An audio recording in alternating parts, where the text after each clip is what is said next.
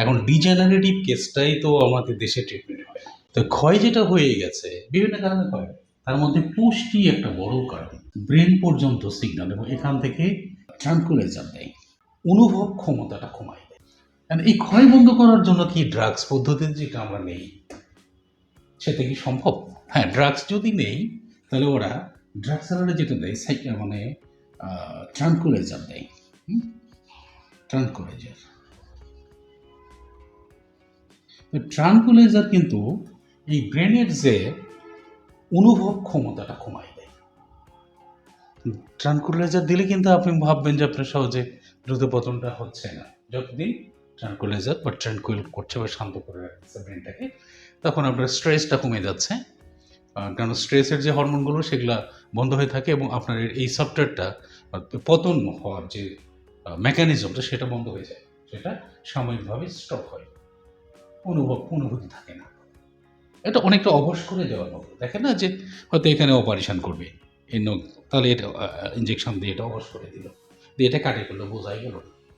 তো যারা এই ট্রাঙ্কুলাইজার বা ড্রাগস নিয়ে এই দ্রুত পতনের চিকিৎসা করছেন তাদের কিন্তু এরকমই অবশ করে দিয়ে রাখা হয়েছে।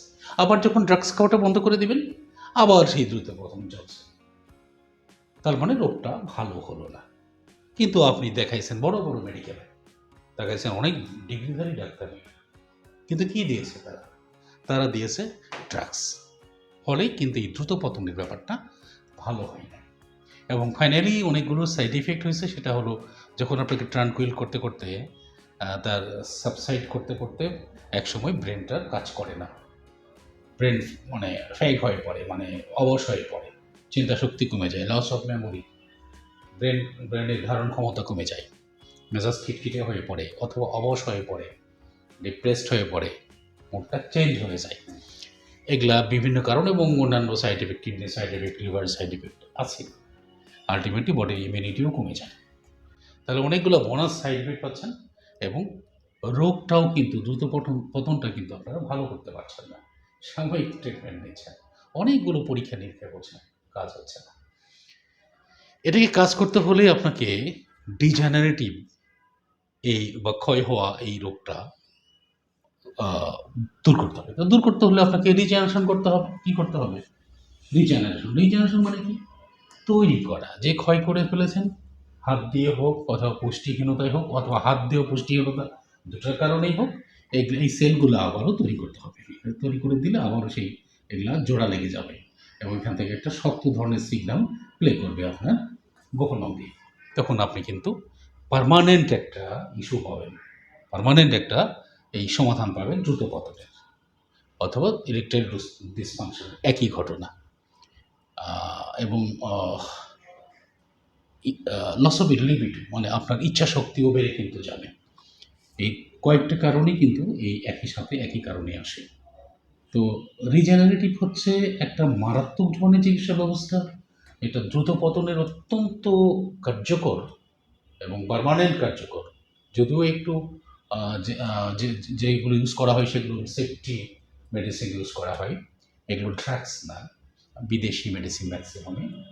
এবং কিছু আরও কিছু উইপন চেঞ্জ করা, যেমন হোমিওপ্যাথি ইউজ করা হয়। হোমিওপ্যাথির অনেকগুলো ভাগ আছে।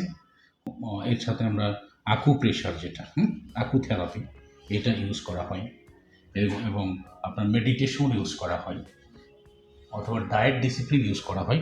আলটিমেটলি অনেকগুলো প্রায় 13টা মেডিকেশনের একটা কম্বাইন করা যেতে পারে আপনার এই সেফটি মানে মেডিসিনগুলো এই আপনার দ্রুত পতনের পার্মানেন্ট সলিউশনের জন্য। বেসিক্যালি আমি যে প্র্যাকটিসটা করি এটা একটা কম্বাইন্ড প্র্যাকটিস, অনেকগুলা চিকিৎসার একটা সমন্বয় করে। তার লাইফস্টাইলটা চেঞ্জ করে দিই, টোটাল বডিটা স্ক্যান করে দেখি তার আর কী কী ঝামেলাগুলো আছে। এবং রিজেনারেটিভ নিলে শুধু দ্রুত পতনই যাবে না, টোটাল বডির একটা হেলদিনেস হবে, অর্থাৎ বডিটা একটা রোগবিহীন অবস্থায় তৈরি হবে, হেলদি হবে। হেলদি হলে তো তার কোনো রোগই নাই।